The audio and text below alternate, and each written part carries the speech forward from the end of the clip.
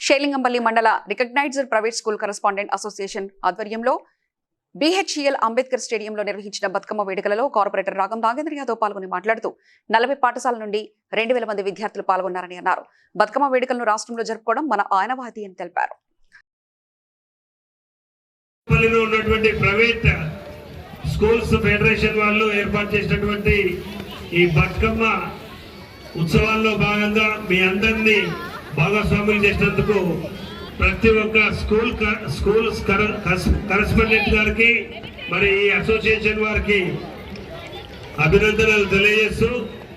ఈ కార్యక్రమానికి మిమ్మల్ని అందరినీ కూడా ఉత్తేజపరుస్తూ మిమ్మల్ని అందరినీ కూడా ఆశీర్వదించడానికి వచ్చేసినటువంటి గౌరవ పెద్దలు సత్యవానమ్మ గారికి, వేదికను అలంకరించినటువంటి రాష్ట్ర అధ్యక్షులు ఎస్ఎన్ రెడ్డి గారికి, మరి వివిధ పాఠశాల కరెస్పాండెంట్స్ అందరికీ, ఉపాధ్యాయులందరికీ,